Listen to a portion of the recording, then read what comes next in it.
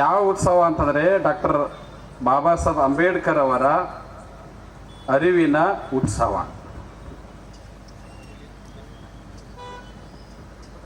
ಇದು ನಿಜವಾದಂತಹ ಅವರ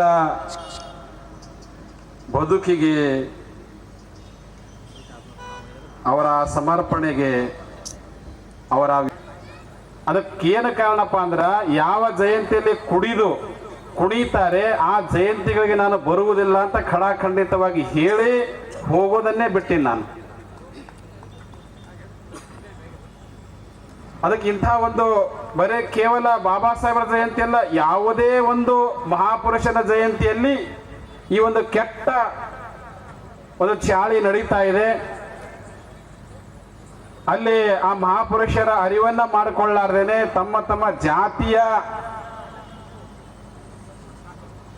ಒಂದು ಶಕ್ತಿ ಪ್ರದರ್ಶನ ಅಥವಾ ಒಂದು ಯುಗೋ ಪ್ರದರ್ಶನವನ್ನ ಮಾಡೋದಕ್ಕೋಸ್ಕರ ಜಯಂತಿಗಳು ಆಗ್ತಾ ಇರೋದ್ರಿಂದ ಮತ್ತು ಅದಕ್ಕೆ ಪ್ರಚೋದನೆ ಕೊಡುವಂಥ ಅನೇಕ ಪಕ್ಷಗಳಿರ್ಬೋದು, ಅನೇಕ ಸಂಘಟನೆಗಳಿರ್ಬೋದು, ರಾಜಕೀಯ ಪ್ರೇರಿತವಾಗಿರ್ತಕ್ಕಂಥವಿರ್ಬೋದು, ಇದರಿಂದ ಸಂಪೂರ್ಣವಾಗಿ ನಾವು ದಾರಿ ತಪ್ತಾ ಇದ್ದೀವಿ.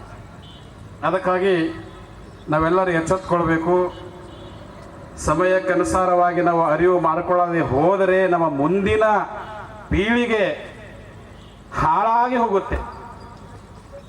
ಇಷ್ಟು ಸಹಿತ ವಿಚಾರಗಳವರಿಗೆ ಹೋಗಿ ಮುಟ್ಟೋದೇ ಇಲ್ಲ. ಅದಕ್ಕೆ ಬಹಳ ಒಳ್ಳೆಯ ಕಾರ್ಯಕ್ರಮ.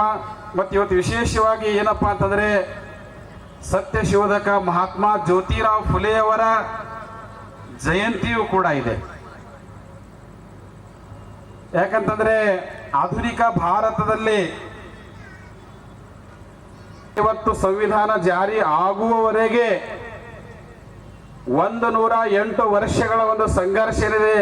ಮಹಾತ್ಮ ಫುಲೆಯಿಂದ ಬಾಬಾ ಸಾಹೇಬ್ ಅಂಬೇಡ್ಕರ್ ವರೆಗೆ 108 ವರ್ಷಗಳ ಒಂದು ಕ್ರಾಂತಿ ಹೋರಾಟ. ಅದು ಯಾರಿಗಾಗಪ್ಪ ಅಂತಂದ್ರೆ ಈ ದೇಶದಲ್ಲಿ ಸಾವಿರಾರು ವರ್ಷಗಳಿಂದ ಮನುವಾದಕ್ಕೆ ಮಣೆದು ಗುಲಾಮಗಿರಿಯಲ್ಲಿ ನಲುಗುತ್ತಿರುವಂತಹ ಶೋಷಿತ ವಂಚಿತ ಈ ಭಾರತದ ಬಹುಜನ ಮೂಲ ನಿವಾಸಿ ಭೂಮಿ ಪುತ್ರ ಸಮಾಜವನ್ನ ಸ್ವಾತಂತ್ರ್ಯಗೊಳಿಸುವ ಸಲುವಾಗಿ ಆ ಒಂದು ಕ್ರಾಂತಿ ನಡೆಯಿತು. ಭಾರತದ ಸ್ವತಂತ್ರ ಚಳವಳಿ 2 ಪ್ರಕಾರ ನಡೀತಾ ಇದ್ದು. ಒಂದು ಬ್ರಿಟಿಷರ ವಿರುದ್ಧ ನಡೀತಾ ಇತ್ತು, ಇನ್ನೊಂದು ಸಾವಿರಾರು ವರ್ಷಗಳಿಂದ ಏನು ಗುಲಾಮಗಿರಿಯೆಲ್ಲ ಮಿಟ್ಟಿದ್ದಾರೆ ಆ ವ್ಯವಸ್ಥೆಯ ವಿರುದ್ಧ ಒಂದು ಚಳವಳಿ ನಡೀತಾ ಇದೆ. ಒಂದು ಅಧಿಕಾರ ಹಸ್ತಾಂತರದ ಚಳವಳಿ ನಡೀತಾ ಇದ್ರೆ, ಇನ್ನೊಂದು ತನ್ನ ಹಕ್ಕು ಅಧಿಕಾರ ಪಡೆಯುವ ಸಲುವಾಗಿ ಚಳವಳಿ ನಡೀತಾ ಇತ್ತು.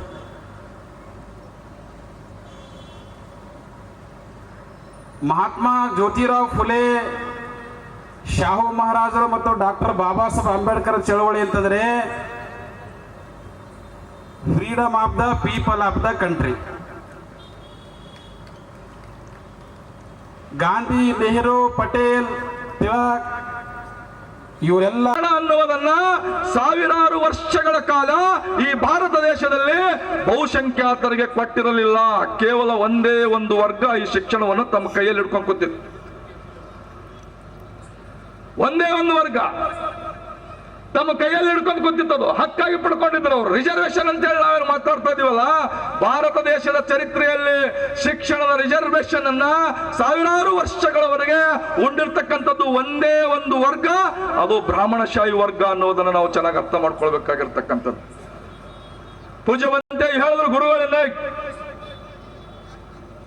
ಭಾಷಣ ಮಾಡ್ತಾ ಈ ಬ್ರಾಹ್ಮಣಶಾಹಿ ವ್ಯವಸ್ಥೆ ವಿರುದ್ಧ ಹೋಗ್ಬೇಕು ಅಂತ ಹೇಳಿದ್ರೆ ಯಾವ ವ್ಯವಸ್ಥೆಯನ್ನು ನಾವು ಕಟ್ಟಬೇಕು ಅಂತಕ್ಕಂಥದ್ದನ್ನ ಬಾಬಾ ಸಾಹೇಬ್ ಅಂಬೇಡ್ಕರ್ ಅವರ ಮೂಲವನ್ನು ಹುಡುಕ್ತಾರೆ. ಯಾವ ಮೂಲ? ಬ್ರಾಹ್ಮಣಶಾಹಿ ವ್ಯವಸ್ಥೆ ಈ ರೀತಿಯಾಗಿ ಭಾರತದಲ್ಲಿ ಆಡಳಿತವನ್ನ ರೂಲ್ ಅನ್ನ ಮಾಡ್ಲಿಕ್ಕೆ ಕಾರಣ ಏನು ಅಂತಕ್ಕಂಥದನ್ನ ಬಾಬಾ ಸಾಹೇಬ್ ಅಂಬೇಡ್ಕರ್ ಕಂಡುಕೊಳ್ತಾರೆ. ಏನ್ ಕಾರಣ ಅಂತ ಹೇಳಿದ್ರೆ ಅವರು ಬರೆದಿರ್ತಕ್ಕಂಥ ಇತಿಹಾಸವನ್ನ ನಾವು ಓದಕ್ಕೆ ಪ್ರಾರಂಭ ಮಾಡಿದೆವು. ಏನ್ ಇತಿಹಾಸ ಬರೆದ್ರು ಅವರು? ಬ್ರಾಹ್ಮಣ ಬಾಯಿಂದ ಹುಟ್ಟಿದ, ಕ್ಷತ್ರಿಯ ತೋಳಿಂದ ಹುಟ್ಟಿದ, ವೈಶ್ಯ ತೊಡೆಯಿಂದ ಹುಟ್ಟಿದ, ಶೂದ್ರ ಪಾದದಿಂದ ಹುಟ್ಟಿದ ಹೇಳಿದ್ರು ಅವರು. ಸಾವಿರಾರು ವರ್ಷಗಳ I am the history professor. ನಾನು ಪಾಠ ಮಾಡುವಾಗಲೂ ಕೂಡ ಅವನ್ನೇ ಹೇಳ್ಬೇಕಲ್ಲಿ. ಯಾಕೆ ಹೇಳ್ಬೇಕಾದ್ರೆ ಸಿಲೆಬಸ್ ಹಂಗೆ ರೆಡಿ ಮಾಡಿಟ್ಟಿದ್ದಾರೆ. ಬಾಯಿಂದ ಹುಟ್ಟಿದ, ಕೈಯಿಂದ ಹುಟ್ಟಿದ, ತೊಡೆಯಿಂದ ಹುಟ್ಟಿದ ನಾವೆಲ್ಲ ನಂಬಿಕೊಂಡು ಬಂದಿದ್ದೇವಲ್ಲ. ಯಾಕೆ ನಂಬಿಕೊಂಡು ಬಂದಿದ್ದೇವೆ ಅಂತ ಹೇಳಿದ್ರೆ ನಮ್ಮ ತಲೆಯಲ್ಲಿ ಸಾವಿರಾರು ವರ್ಷಗಳವರೆಗೆ ಈ ಶಿಕ್ಷಣ ಅನ್ನುವ ಅಕ್ಷರ ಜ್ಞಾನವನ್ನು ಬಿತ್ತಿರಲಿಲ್ಲ, ಜ್ಞಾನ ಇರಲಿಲ್ಲ. ಬಾಯಿಂದ ಹುಟ್ಟಿದ್ರೆ ಹೂನೆ, ಕೈಯಿಂದ ಹುಟ್ಟಿದ್ರೆ ಹೂನೆ, ಕಾಲಿಂದ ಹುಟ್ಟಿದ್ರೆ ಹೂನೆ. ಯಾಕೆ ಹೂ ಅಂದೆವು? ಎಜುಕೇಶನ್ ಇರಲಿಲ್ಲ. ಈ ಎಜುಕೇಶನ್ ಅಂತಕ್ಕಂಥ ಅಸ್ತ್ರವನ್ನ ತಮ್ಮ ಕೈಯಲ್ಲಿ ಇಟ್ಕೊಂಡು ಕೊಟ್ಟಿದ್ರು. 99% ಜನರಿಗೆ ಏನು ಅವ್ರು ಹೇಳುತ್ತೆ ಸತ್ಯ, ಏನು ಬರೆದದ್ದೇ ಸತ್ಯ. ಅವ್ರೇನು ಪುರಾಣಗಳು ಬರೆದ್ರು, ಅವ್ರೇನು ಶಾಸ್ತ್ರಗಳು ಬರೆದ್ರು, ಅವರೆಲ್ಲವೂ ಏನು ಬರೆದಿದ್ದಾರೆ ಅಂತ ಹೇಳಿದ್ರೆ ಅವೆಲ್ಲವೂ ಕೂಡ ಈ ದೇಶದ 99% ಜನರಿಗೆ ಶೋಷಣೆಯನ್ನು ಮಾಡುವಂತ ಗ್ರಂಥಗಳು. ಆ ಶೋಷಣೆಯನ್ನು ಮಾಡುವಂತ ಗ್ರಂಥಗಳ ಶೋಷಣೆಯನ್ನು ನಿಲ್ಲಿಸುವುದಕ್ಕಾಗಿಯೇ ಈ ದೇಶದಲ್ಲಿ ಹೊಸ ಧರ್ಮಗಳು ಹುಟ್ಟುವುದಕ್ಕೆ ಪ್ರಾರಂಭವಾದವು. ಶೋಷಣೆಯಿಂದ ಭಾರತದಲ್ಲಿ ಮುಕ್ತರನ್ನಾಗಿ ಮಾಡುವುದಕ್ಕಾಗಿಯೇ ಭಗವಾನ್ ಗೌತಮ ಬುದ್ಧ 2500 ವರ್ಷಗಳ ಹಿಂದೆ ಉದ್ಭವಿಸಿದರು. ಬ್ರಾಹ್ಮಣಶಾಹಿಯ ವ್ಯವಸ್ಥೆಯ ವಿರುದ್ಧ ಬುದ್ಧನ ಸಿದ್ಧಾಂತಗಳು ಇರತಕ್ಕಂಥದ್ದು ನಾವು ನೀವೆಲ್ಲರೂ ಬಹಳ ಚೆನ್ನಾಗಿ ಅರ್ಥ ಮಾಡ್ಕೊಳ್ಬೇಕಾಗಿರ್ತಕ್ಕಂಥದ್ದು. ಅದಕ್ಕೆ ಬಾಬಾ ಸಾಹೇಬ್ ಅಂಬೇಡ್ಕರ್ ಅವರು ಕೊನೆ ಕಾಲಕ್ಕೆ ಓದಿ ಓದಿ ಓದಿ ಆಳವಾಗಿ ಅಧ್ಯಯನ ಮಾಡಿ ಬುದ್ಧಿಸಂಗೆ ಬರ್ತಕ್ಕಂಥದ್ದು. ಬುದ್ಧಿಸಂ ಒಂದೇ ಈ ದೇಶದಲ್ಲಿ ಬ್ರಾಹ್ಮಣ ನಮ್ಮ ಇತಿಹಾಸವನ್ನ ನಾವು ಮರ್ತಿದ್ದೇವೆ. ನಮ್ಮ ಇತಿಹಾಸವನ್ನ ಬಾಬಾ ಸಾಹೇಬ್ ಅಂಬೇಡ್ಕರ್ ಅವರು ನಮಗೆ ಕಟ್ಟಿ ಕೊಟ್ಟಿರ್ತಕ್ಕಂಥದ್ದು. ಯಾವ ಇತಿಹಾಸವನ್ನ ನಮಗೆ ಬಾಬಾ ಸಾಹೇಬ್ ಅಂಬೇಡ್ಕರ್ ಕೊಟ್ಟರು ಅಂತಕ್ಕಂಥದ್ದು ನಾವು ಬಹಳ ಚೆನ್ನಾಗಿ ಅರ್ಥ ಮಾಡ್ಕೊಳ್ಬೇಕಾಗಿರ್ತಕ್ಕಂಥದ್ದು. ಬಂಧುಗಳೇ, ಬಾಬಾ ಸಾಹೇಬ್ ಅಂಬೇಡ್ಕರ್ ಅವರು ಒಂದು ಮಾತು ಹೇಳ್ತಾರೆ. ಏನು ಅಂತ ಹೇಳಿದ್ರೆ, ಅವಕಾಶಗಳನ್ನ ಸಿಕ್ಕಾಗ, ನಿನಗೇನಾದರೂ ಅವಕಾಶವನ್ನ ಸಿಕ್ಕಾಗ ನಾ ಯಾರಿಗಿಂತಲೂ ಕಡಿಮೆ ಇಲ್ಲ ಅನ್ನುವುದನ್ನ ಸಾಧಿಸಿ ತೋರಿಸಬೇಕು ಅಂತ ಹೇಳ್ತಾರೆ ಬಾಬಾ ಸಾಹೇಬ್ ಅಂಬೇಡ್ಕರ್ ಅವರು.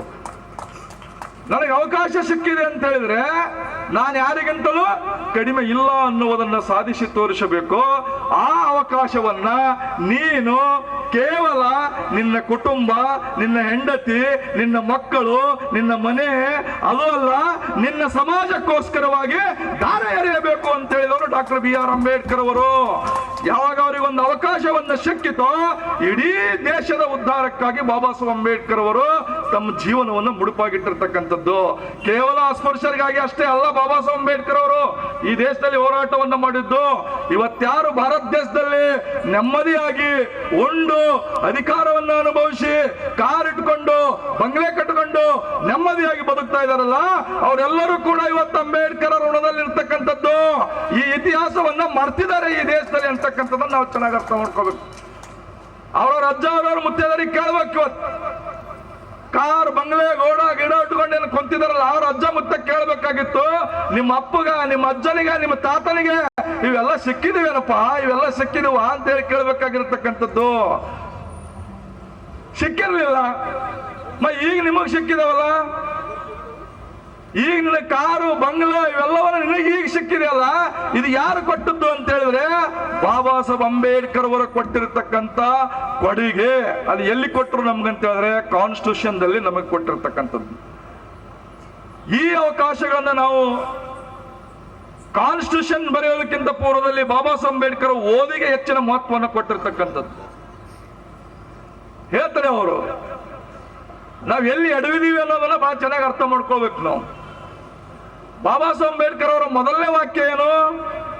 ಶಿಕ್ಷಣ.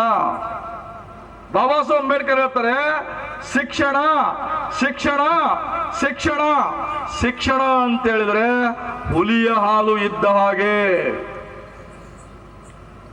ಎಜುಕೇಶನ್, ಶಿಕ್ಷಣ ಅಂತ ಹೇಳಿದ್ರೆ ಹುಲಿಯ ಹಾಲು ಇದ್ದ ಹಾಗೆ. ಯಾಕಂತಾರೆ ಬಾಬಾ ಸಾಹೇಬ್ ಅಂಬೇಡ್ಕರ್ ಅಂತ ಹೇಳಿದ್ರೆ ಕುರಿ ಹಾಲು, ಆಕಳ ಹಾಲು, ಎಮ್ಮೆ ಹಾಲು ಹಿಡ್ಕೊಂತಂದು ಆರಾಮಾಗಿ ಕುಡಿದು ಆರಾಮ್ ನೆಮ್ಮದಿಯಾಗಿ ಬದುಕಬಹುದು.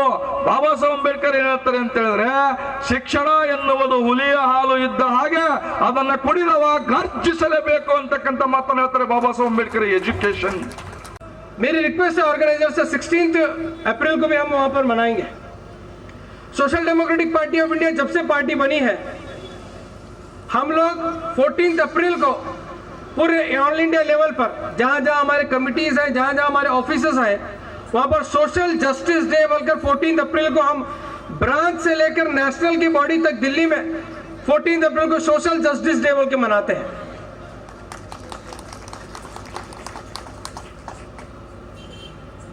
फोर्टीन अप्रैल हमें सिर्फ बाबा साहब के बर्थ एनिवर्सरी याद नहीं आना है, उनका मिशन और उनका ऑब्जेक्टिव और आइडियोलॉजी भी याद आना है। ये प्रोग्राम हमें कहता है। सिर्फ 5 मिनट का मेरे को वक्त दिए थे, अभी दूसरे प्रोग्राम स्पीकर्स भी बाकी हैं। मैं रिक्वेस्ट करता हूं जो 16 डे का जो मैं प्रपोजल रखा हूं, उस दिन आप सब लोग तो आना है।